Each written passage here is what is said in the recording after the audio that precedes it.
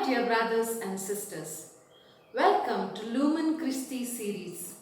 Today, I will talk to you about finding miracles in everyday life.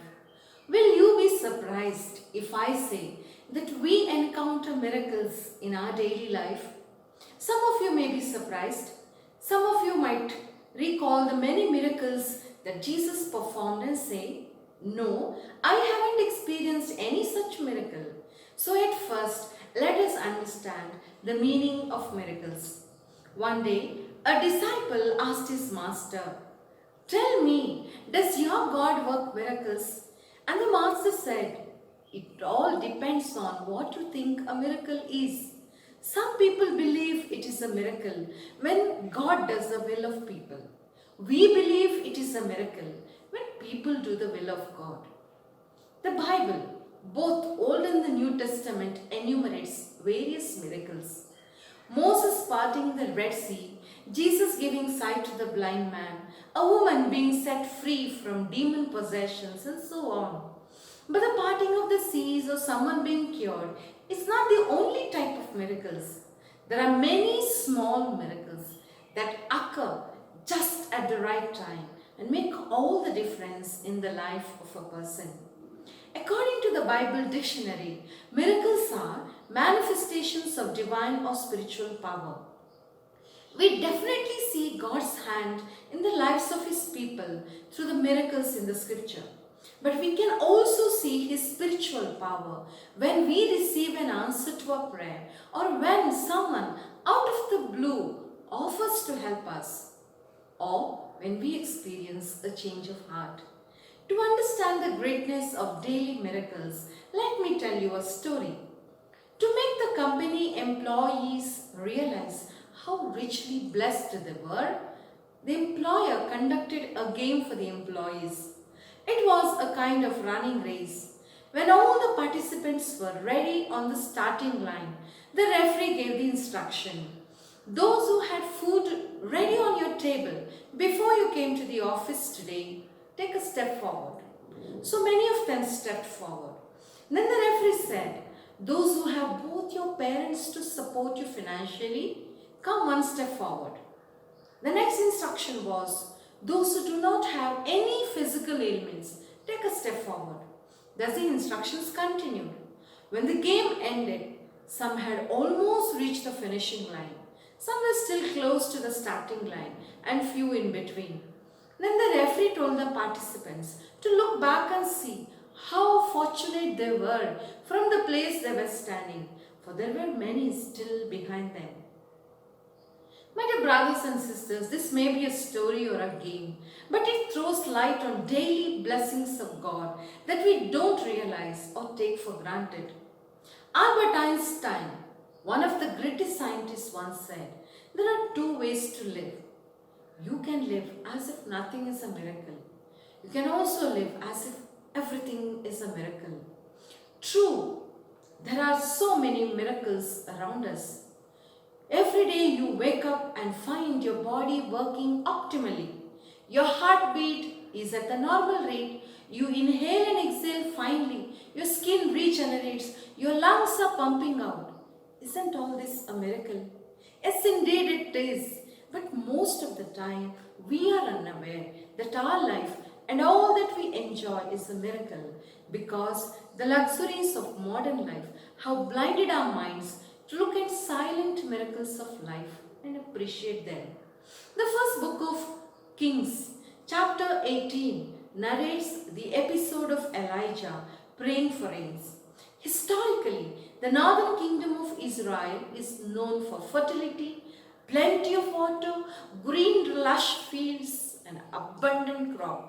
But people ascribe this fertility to Baal, the Canaanite god of fertility. So God shut the door of heaven for 3.5 years, which resulted in famine. After 3.5 years, God answered the prayers of Elijah, and it began to rain, signaling the end of famine.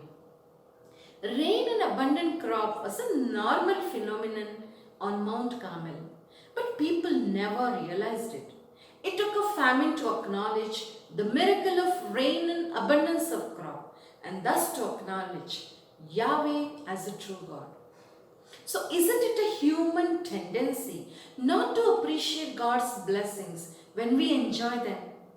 Do we need a famine to realize that water and food are a miracle?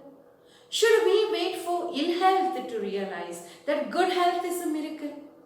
COVID-19 pandemic has made us realize how important good health is.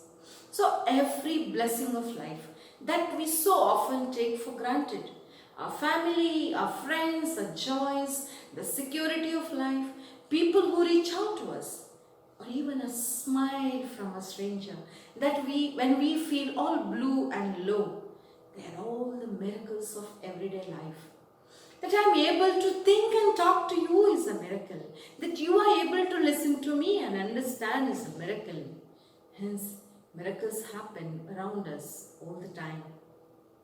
It's a miracle that sun rises every day. It's a miracle that we can breathe and that the body intuitively knows what to breathe. It's a miracle that we can see and hear. It's a miracle that we can eat and speak using the same mouth. It's a miracle that God surrounds us with His presence day in and day out. That He answers our prayers. That He gives us strength to live the day with all its ups and downs. Sometimes when we experience life taxing us so much, when we feel no more strength to continue and are about to give up, there appears someone out of the blue and helps us cope with situation as though that person knew us for years. When we look back at such situations today, we feel, oh, that was a miracle. How can we stay positive in this down economy where financial woes continue to plague our nation? When the news is all doom and gloom, it has been since the outbreak of the coronavirus. It's hard for even the most optimistic among us to stay positive. My advice would be to count the miracles of nature and miracles in your own life, which will give you hope. Miracles happen when we share and care. As we experience miracles in our lives, God also invites us to be a miracle in someone's life. To this end, let me tell you a story before I conclude. While walking home from school, a boy named Mark noticed the boy ahead of him had stumbled to the ground and dropped everything he was carrying. Mark hurried to the boy's side and helped him collect his belongings. Surprisingly, the boy was carrying an especially heavy load. There was a basketball, a bat, a couple of sweaters, a small tape recorder, and an armful of books. Mark helped him carry the things home, and his new friend Bill was most appreciative of his kindness. During the walk home, Mark discovered Bill was struggling in school and had just broken with his best friend.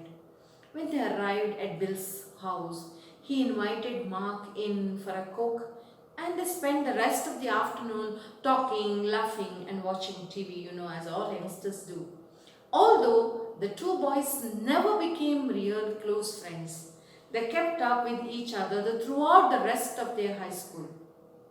Several weeks before graduation, Bill approached Mark and asked him if he remembered that day they met when Mark helped him with all of his stuff. Mark nodded as he remembered. Bill then asked, "Did you ever wonder why I was carrying so many things that day?"